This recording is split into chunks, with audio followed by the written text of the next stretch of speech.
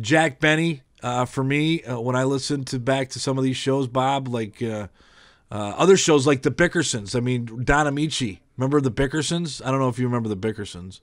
Oh, of course. Yeah, of course. That was awesome. But to me, Jack Benny, and historians say that he might have been among the biggest radio stars of all time. Here, let's before we get into Jack Benny, let's play a clip. Here's Jack Benny from his radio program. I believe he was on NBC, right, Bob?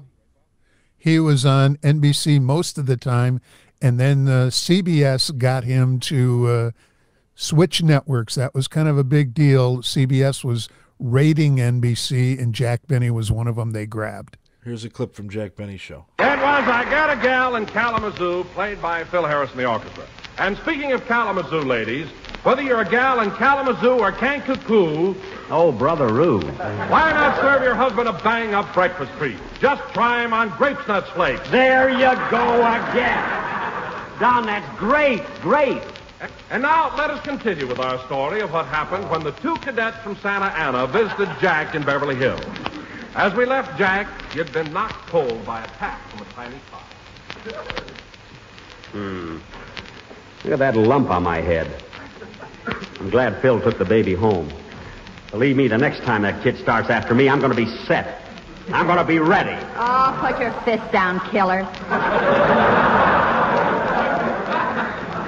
Well, I'm mad. Come on, let's take these bottles over to the market. You take the bottles out, Rochester. I'll answer the door. Yeah, that's. I enjoy listening to that because you listen, and again, it's interesting to me because that's how people consumed entertainment. I think it's an insight to what people were living, how people were living their lives, and what they cared about in the 30s and 40s.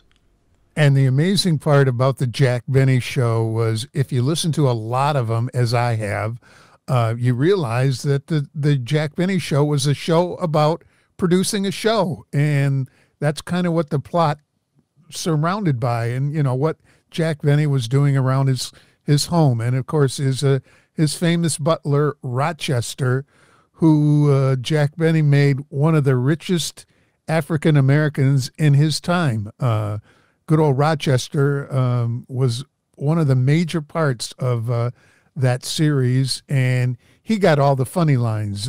Jack Benny just was the straight man.